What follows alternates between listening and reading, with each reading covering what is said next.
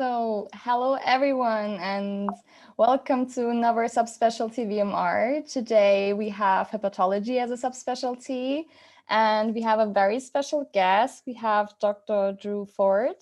And before starting with the introduction, I'm Shema. I'm a 50 medical student from Germany. Today I will be facilitating. It's my second time. I'm still so excited as it is my first time. So I would start with Dr. Drew Ford. Thank you so much for coming. I'm so excited for the session. So could you please introduce yourself and also tell us why you chose hepatology and what you like to do outside of medicine? So yeah, please start.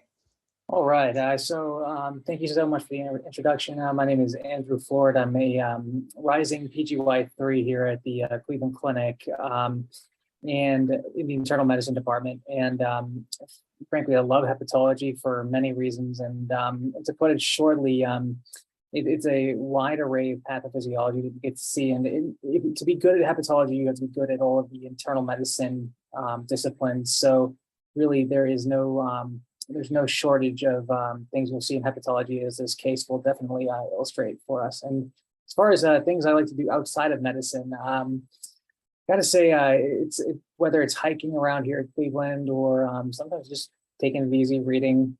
I like to use that downtime and take advantage of what little I get. Amazing. And as you all know, VMR wouldn't be VMR without the big help of our CPs, our team members. So today we have Deborah as a case presenter. Please, can you introduce yourself? Hi everyone, I'm Deborah. I'm from Brazil, but I live now in Argentina. I will graduate next year as a doctor, and to do outside medicine, I always say that I like to do sports, but today I'll answer something different. I like wines. Recently, I did a wine trip in Brazil. A lot of people asked me, Brazil, you have wines? I said, yes. A pearl for today, we have wines in Brazil. So yeah, that's something that I like to do outside medicine. And Madalena? Yes, hello everyone. My name is Madalena. I am a medical student in New York, but I'm taking a year off after my third year, so I'm currently in San Francisco. And yes, as I said, I'll be doing the teaching points. And outside of medicine, it's been absolutely beautiful in San Francisco these days. So I just like walking outside, going to parks, and I'm at home, so I have a little dog here that I've been taking on walks too. But excited to be here. And Rafa, who's doing the scribing, can you please introduce yourself? Sure. Hi, everyone. My name is Rafael, and I used to say that I'm a last year medical student, but I actually graduated. And now I'm waiting just for the official ceremony to become officially a doctor here in Brazil. And outside of medicine, I didn't do much because I was studying for Step 2 CK. I was telling my friends on the background. But I did my test last Thursday, and right now I have too much free time on my hands. So I'm basically watching all the series, catch up on the series that I lost during the Step 2 preparation. So I guess when everyone is ready, I would say, let's get started.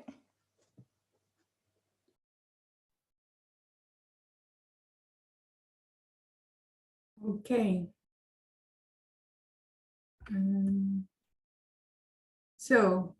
The chief concern is melena for approximately 1 and 2 weeks with multiple syncopal episodes. Do you want the HPI or should I continue? Or do you want to discuss now just the chief concern? We can go ahead with the HPI. Okay, perfect. For the HPI, it's a 26-year-old male presenting after multiple syncopal episodes and melenic stole over the past 2 weeks. Present initially after the first episode of syncope and 1 day of melena. And some day colonoscopy was unremarkable, EGD with duodenal ulcer and mild gastritis, and discharged with triple therapy for presumed H. pylori. Small EVs noted and subsequently abandoned. Despite above treatment, the melena continued and eventually had one episode of large volume of hematemesis in conjunction with repeated syncope, and that prompting him to return for future management. The syncope episode was not accompanied by predicted symptoms, was not associated with significant lethargic upper reneging consciences, and additional symptoms included fatigue, weakness, and denying fever, chills, chest pain, palpitation, shortness of breath, abdominal pain, tenesmus, and bright red blood per rectum. And that's it for the HPI. Awesome. Thank you so much, Deborah. So one thing right off the bat is whenever we're talking about upper GI GI bleeds in general, we want to localize them as best we can. And much of what we're seeing here does speak to an upper GI bleed because of the presence of melena, hematemesis, but there's very minimal to work with based on the recent endoscopic evidence that was only given to us verbally. We did not have the actual images in front of us. So based on the description of the symptoms, I'm working with something more likely upper. I think H. pylori is certainly one consideration, but the fact that the symptoms continued and even worsened despite the triple therapy makes me think a little less likely. So off the bat, I need to keep a broad differential here. So we have so many things to consider here, whether it's AVM, whether it's any of the many portal hypertensive etiologies of upper GI bleed. Though this gentleman, as we'll come to find out, doesn't seem to have much that would push him in that direction, but still I want to consider that.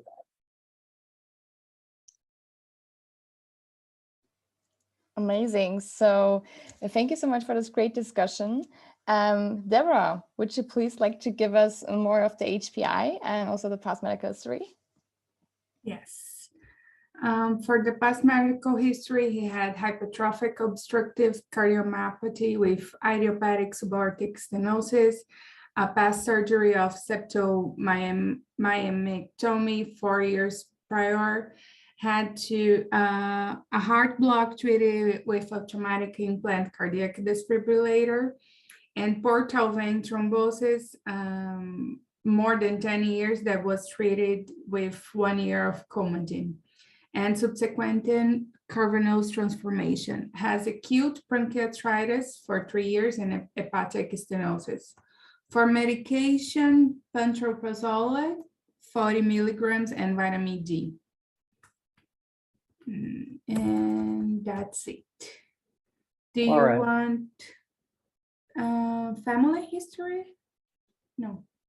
We can stop for this aliquot, Okay. and just sit and think about. I mean, there's a lot that gets introduced here in the past medical history, and well, with the first aliquot, I wasn't my radar of portal hypertensive etiology wasn't as flashy. I would say at this point, I'm starting to think of, well, what might we see around the liver that could lead to portal hypertension? It doesn't seem to have any cause of cirrhosis per se, but if his heart failure is progressing to the point of a congestive picture backing up to the liver, then we may see what's called cardiac cirrhosis. So that in and of itself could lead to portal hypertension, which would manifest as a bleed such as this. Additionally, I'm very interested to see that he had a history of portal vein thrombosis, as that too can lead to congestion in the hepatic circulature and lead to nonserotic portal hypertension. So right off the bat, I'm seeing a lot of vascular causes that could be at play here that don't necessarily relate to the liver itself, but I'm certainly thinking of the circulation around it. The acute pancreatitis is an interesting detail, but I'm not putting too much stock in that right this second.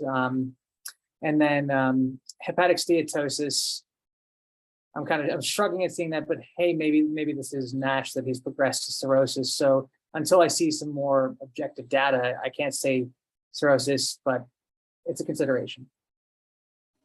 Thank you so much. I would also have a question when it comes to upper GI bleeding. How would you approach it, like in terms of the management?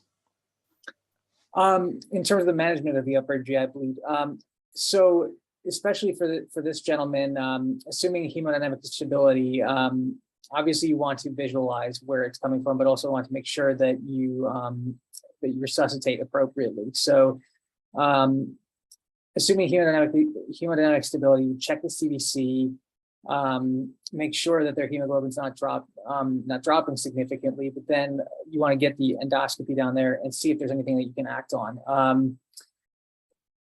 Always assume a variceal bleed with little history. So what that means is you want to give ceftriaxone, you want to give a PPI, and you want to consider octreotide as well. Octreotide's a little bit more of a gray area, but at least in the short term, it's okay to put that on. Ceftriaxone, for sure, it does confer a mortality benefit in upper GI bleed, especially variceal hemorrhage. So yeah, that's the short-winded way of managing the upper GI bleeds in the immediate term. Oh, there's a really good question here. Oh, erythromycin. We don't use erythromycin in my center, no. Unless they want to clear for visualization on the scope. So it really depends. I've actually seen it more often. I'll see it used in the ICU when they're getting ready for a quick scope. If they're just doing something that's less urgent, then usually they won't throw erythromycin in there. Thank you so much. There was also another question with respect to bleeding from the biliary tree. What about it? Can you tell us more about it? That's a great question. So sure, hemophilia is absolutely something worth considering. Now, granted, would I expect it to lead to a full-blown hematemesis? Not quite as likely. So I think the hematemesis makes me more apt to localize this stomach and superior, but it's not impossible. And hemophilia could also be indicative of additional vascular issues. So, thank you so much. So, Deborah, could you please carry on? Okay, for the family history, the mother has Alzheimer's, and social behaviors, no tobacco and alcohol, said a few beers in the weekend, and denying any allergy. That's it for this aliquot. Yes, very short aliquot, but one important thing I see there is no alcohol use. So one of the most common causes of cirrhosis is, as is to be expected, it would be alcohol use. But since that's not there, I'd say my radar for cirrhosis is lower, but it's still there. Awesome. We would also like to know, when we talk about cirrhosis, as we talked, so alcohol is one of the common reasons. How would you approach the other etiologies? So what comes into your mind? I love this. So one of my favorite ways to approach these patients is, first, I'll just take a look at their CMP. And this kind of goes ahead, but I'm just going to speak in general here. So when it comes to interpreting their CMP, I look at the transaminase patterns, because for cirrhosis, it's going to be helpful insofar as if you have a predominantly alkaline phosphatase elevation, you're looking at cholestatic etiology. Whereas if you have predominantly your ALT up, then you're looking more likely a hepatocellular cause, which could be viral, could be infectious, could be less likely toxic in the case of cirrhosis, but still, that's one thing that I look to right off the bat before I go into the weeds with any further investigation. Obviously, I'm sure you guys have seen the order sets that accompany new cirrhosis diagnoses, and there are so many more things that you look at. But right off the bat, I just want to get an idea: is this hepatocellular versus cholestatic? Thank you so much for those amazing pearls. There was also a very interesting question in the chat with respect to the subaortic stenosis. There was something mentioned with the Hyde syndrome. Could you tell us more about it? So Hyde syndrome, it's been a while. It's been a while since I've run into that. That's the aortic stenosis and AVM. They run in tandem with each other, and I've never seen it myself, but certainly if that's more of a, I love seeing this on the boards because it's an easy question in terms of what they're asking, what kind of bleed this most likely is. It's probably an AVM.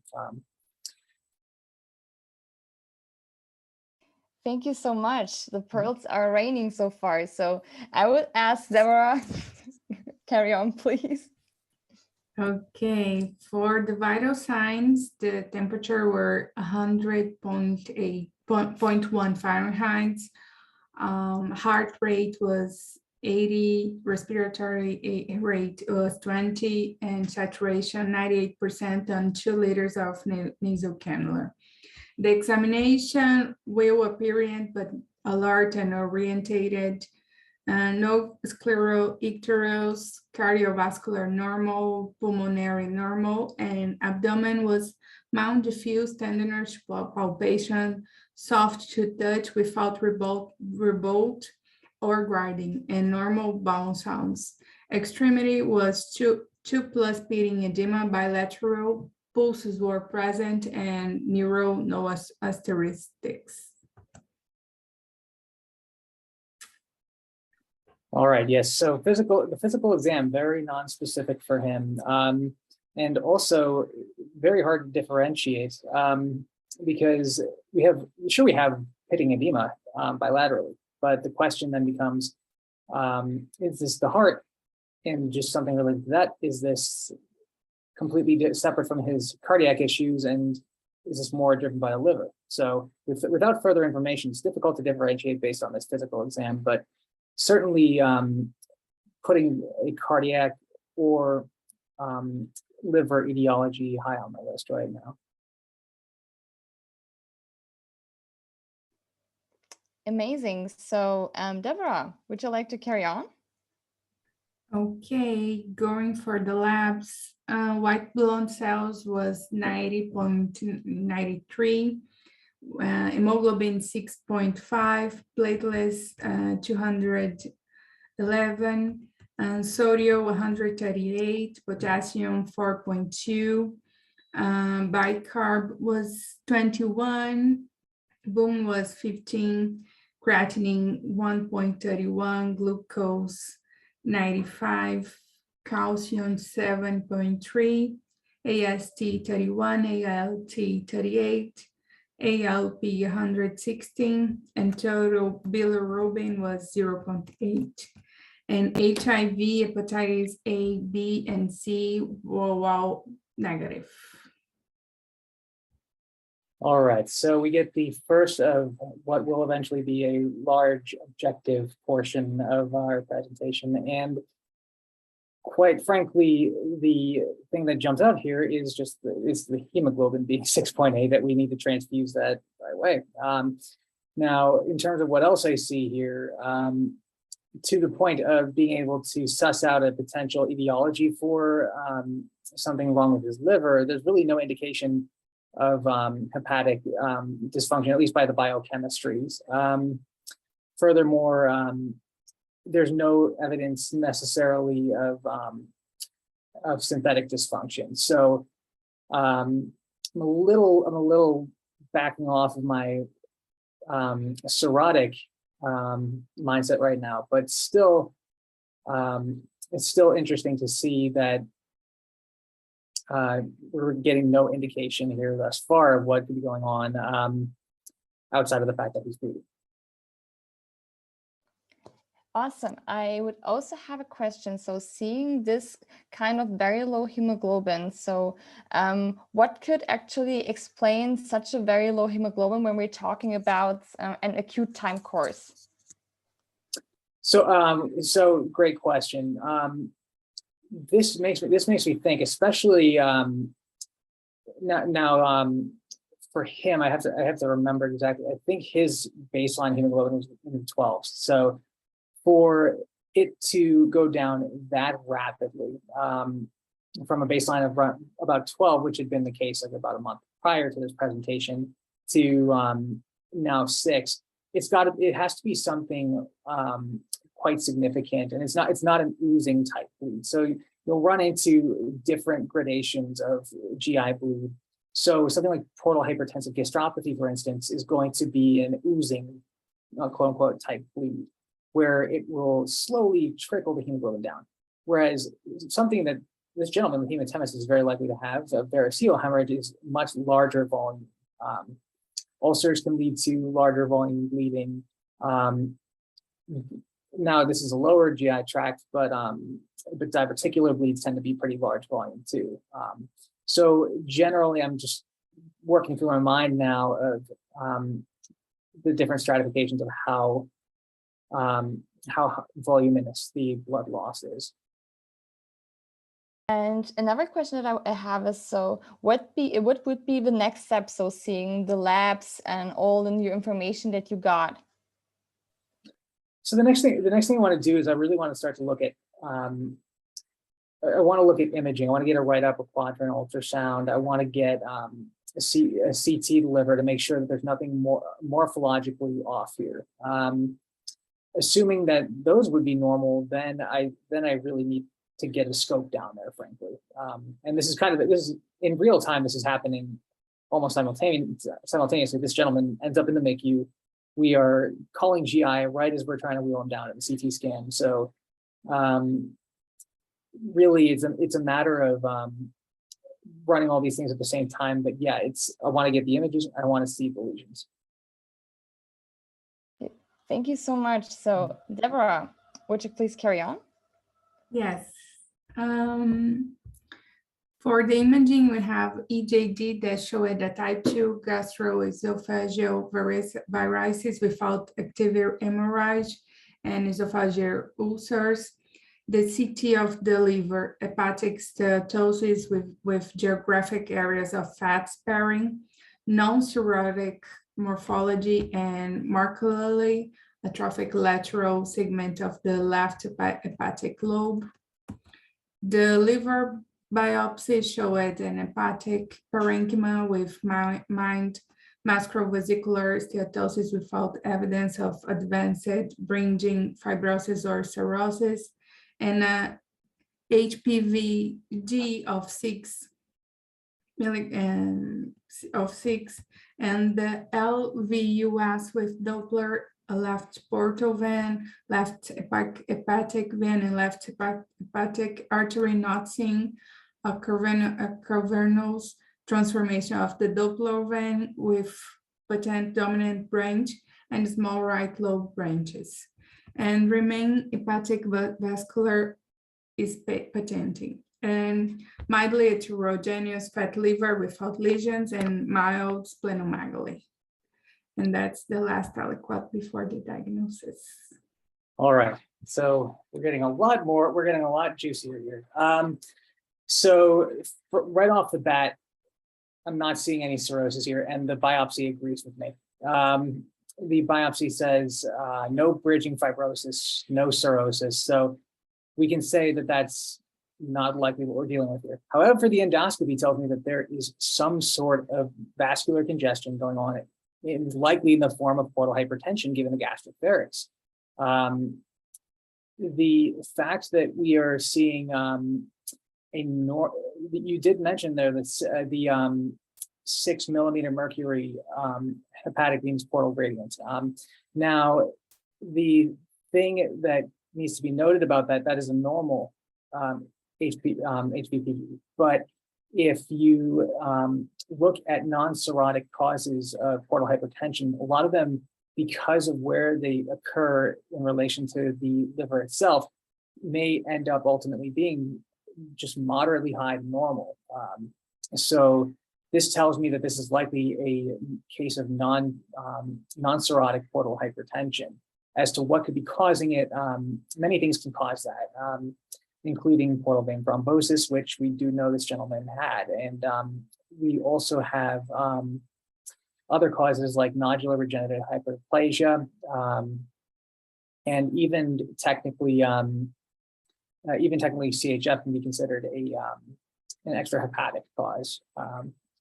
So yes, those are the bits I have to add in there. What questions can I add?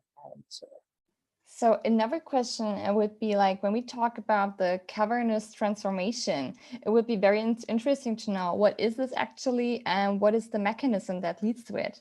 Great question. So the cavernous transformation, it describes essentially the working your way through the thrombus. So essentially you've caverned a way through that the blood flows through, and essentially you've reestablished circulation by flowing through the thrombus. It's something that you use to describe a chronic thrombus. Another question would be whether we could talk a little bit more about nodular regenerative hyperplasia. Why does it happen, and how can we recognize it?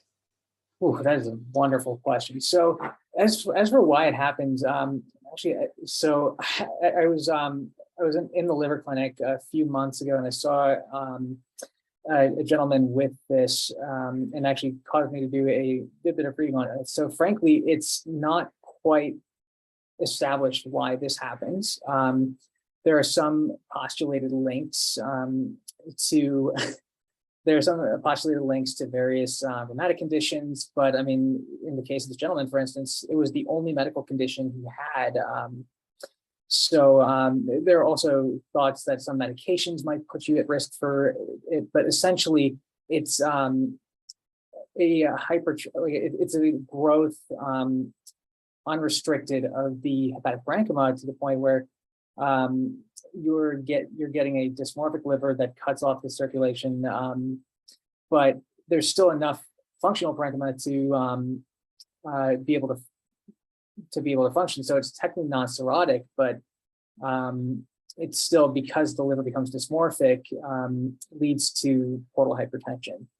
And these folks often present with very dramatic episodes of hematemesis when prior there was no indication that anything was wrong.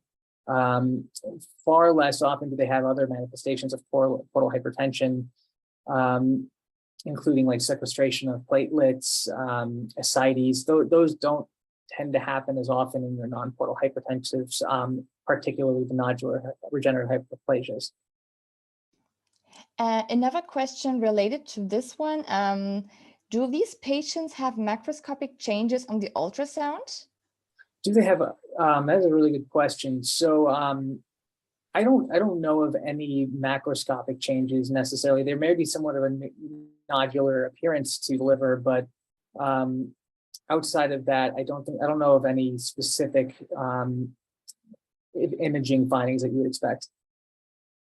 And another great question that we have is like, does the lack of synthetic dysfunction go along with nonserotic portal hypertension?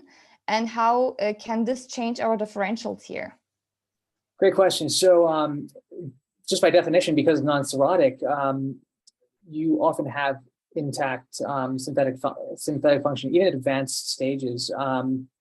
So in theory, sure, you could eventually distort the architecture to the point where you convert, but more often than not, you're going to maintain the liver's function, but it just at the same time becomes so congested that you get those pronounced portal hypertensive features well before any transformation like that would happen.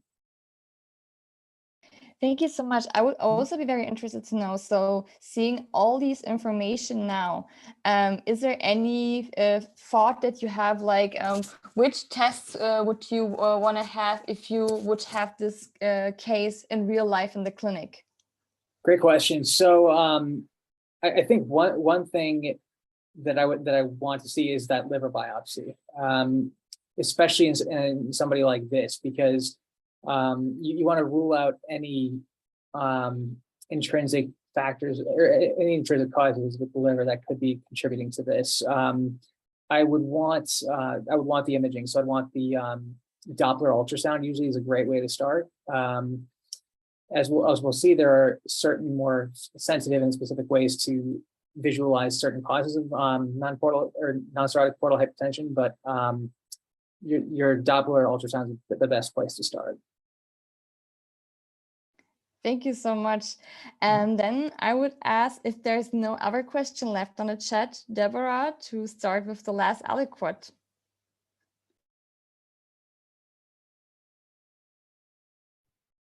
Okay, great discussion.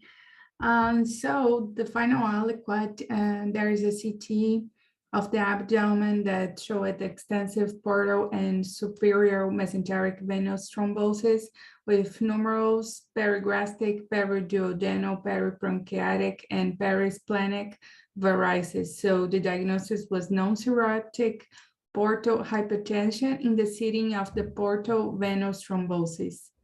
So it was a really great discussion. Thank you, Dr. Drew. Of course, my pleasure.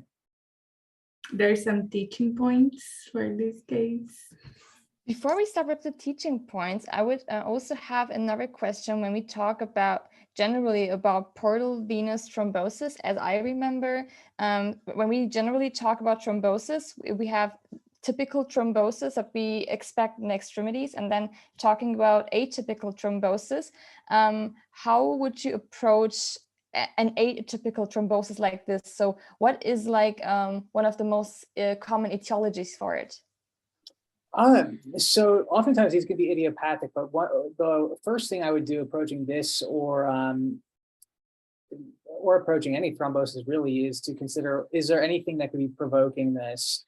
And if not say a malignancy, is there a hypercoagulable condition that may be at play? So I want to look at many things. This gentleman's INR, which ended up being normal, it was 1.0, and then that was a presentation, and we ended up doing a hypercoagulability workup for him, and it ultimately didn't turn anything up. But some people will have antiphospholipid syndrome, for instance. Some people will have various genetic defects. Awesome. And also another question here. So did the thrombosis cause the portal hypertension, or is it the other way around? That's a really good question. So in this case, I would say, because the known portal venous thrombosis that this gentleman had was just portal venous, and it was known to have cavernous transformation, but then there's a sudden change in the nature of it based on the CT of the liver. I would lean towards, especially with the acuity, that this was portal hypertension brought on by the thrombosis. And you can get that when you have extensive thrombosis.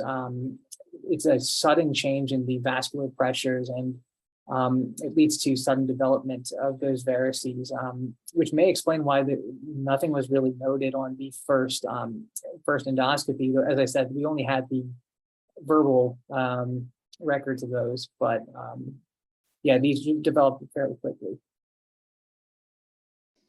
And Rafa's also asking, based on the case, are there any clues to think about portal vein thrombosis?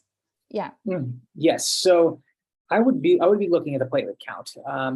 And while that's also something we're looking at in just general portal hypertension, if it's a precipitous drop, say from like a month ago, we already knew this guy's hemoglobin baseline was roughly 12. So if those dropped considerably, then I would be having a higher consideration. Now, granted, this gentleman did not have a precipitous drop of his platelets, but that's one thing to look for. Also, you just want to look back in the history too. Is there history of other thrombosis? Really, the history of thrombosis is going to be a great indicator that might be what's at play. And also resuming the case together, what would be your final teaching points about it? My final teaching points here are that you always want to keep, when it comes to upper GI bleed, you always want to keep variceal hemorrhage in general high on the list, especially if it's a large volume bleed. Assume variceal until you have reason to believe it's not, because those are high morbidity, high mortality instances that you need to treat quickly. That's why, as I pointed out earlier in the pearls, that you want to treat an upper GI bleed generally like a variceal bleed until you've taken a look at it and see that it's not. Now, what I would also teach here is that non-serotic portal hypertension does look different than portal hypertension or cirrhotic portal hypertension. So I alluded to this as we were discussing, but a strong way to differentiate them is look at the presenting symptoms. So as I mentioned, non-serotic portal hypertension, whether it's nodular regenerative hyperplasia or portal venous thrombosis, you'll see oftentimes it's a dramatic upper GI bleed. That's the presentation more often than not. Whereas cirrhosis, when the portal hypertension is related to that, you'll see they may present initially with hematemesis, but more often than not, there's also ascites. There's also anasarca. There's also splenic sequestration. And you may even see the other features of cirrhosis, such as hepatic encephalopathy. So the clinical presentation can oftentimes key you into which of the two are at play. So that would be the second teaching point. And finally, just never forget the liver. Never, ever forget the liver. That's how I would conclude this case. Thank you so much for all the great pearls. There was also another question about the management, especially with respect to the varices. So do you give any form of anticoagulants? Yeah. Great question. So obviously not in the short term when you're juggling this immediate bleed, but long term, yes. This gentleman actually, for his first portal venous thrombosis, was given Coumadin, for instance. He had the Coumadin for a year. With the cavernous transformation, no evidence of further thrombosis. They decided to say no more warfarin. So he wasn't on warfarin, but by the time he saw us, obviously. But that's one instance where you'll give the anticoagulation. Now, for this gentleman, since clearly anticoagulation didn't do the trick, in the end, there is a consideration for more advanced treatment like splenic embolization. And actually the overall treatment of his portal hypertension is still ongoing. I'm chart stalking to kind of see how it ends, but I believe splenic embolization is the last thing I saw come up. So thank you so much. I also wanted to give a citation to one quote that was also mentioned on the chat, that the love for hepatology is literally palpable here. So before finishing up, first of all, Dr. Drew, thank you so much for coming. I learned so much. Everyone learned so much, and it was such an amazing discussion. Also, thank you, Deborah, for the case presentation. And also, thank you to Rafa for the amazing scribing. And before finishing up the session, I would lead the way to Madalena for the teaching points. Great. Okay. Well, this was such a phenomenal case. Dr. Ford, you just gave so many teaching points. I was running out of room, and Deborah, just really a phenomenal case presentation. So we got to go through a lot of different schemas in just this one case. So we started off with GI bleeding, and Dr. Ford taught us that when you're presented with GI bleeding, the first thing you want to think of is how to localize. So things that would cause you to consider an upper GI bleed is if the patient has melena and also hematemesis. And depending on the volume of GI bleed, you want to kind of really think of the management almost before the diagnosis. So you want to consider visualizing with endoscopy, resuscitating appropriately, giving ceftriaxone, which is been shown to have a mortality benefit and also octreotide. And then when you're thinking of the differential diagnosis for GI bleeds, Dr. Ford taught us that you really want to have variceal hemorrhage high on your list, especially if it's a high volume bleed, given the high morbidity and mortality of that diagnosis. And other diagnoses to consider are AV malformations, portal hypertension etiologies, ulcers from H. pylori, which was we determined was less likely in this case because of the continued symptoms with triple therapy. And then also hemophilia, which is also less likely to lead to large volume hematemesis. Dr. Ford taught us that the differential also depends on the volume. So a portal hypertension gastropathy would have what Dr. Ford called an oozing bleed, so kind of slowly bringing down the hemoglobin, versus a variceal hemorrhage would have more of a larger volume bleed. Then we jumped into a really great discussion about portal hypertension etiologies, which can be broken down into pre, intra, or post-hepatic. And we talked about the most common cause being cirrhosis, for which alcohol is a risk factor. But some of the, the pre-hepatic etiologies could be a portal vein thrombosis, which actually ended up being the diagnosis in this case. And Dr. Ford taught us that we want to consider some provoking factors for that, so such as malignancy, other hypercoagulable conditions like APLS or a history of thrombosis. Dr. Ford also taught us that a low platelet count would increase your suspicion for that. Besides prehepatic causes, you can think of intrahepatic causes like nodular regenerative hyperplasia, which is an example of nonserotic portal hypertension. And in terms of information about nodular regenerative hyperplasia, the etiology is actually still unclear. But in terms of what is it, it's an unrestricted growth of the hepatic parenchyma leading to a dysmorphic liver causing portal hypertension, but there is still enough functional parenchyma. And often, generally, patients present with episodes of hematemesis and upper GI bleed. And that's kind of in contrast to cirrhotic portal hypertension, which Dr. Ford said is more likely to present with ascites, splenomegaly, things like that. And when you're looking at objective data, so when you're faced with labs, an initial approach to cirrhosis is you want to look at the transaminase pattern on the CMP. And if it's predominant elevation in ALK phos, that would be consistent with a cholestatic pattern, versus predominant elevation in ALT is more of a hepatocellular cause.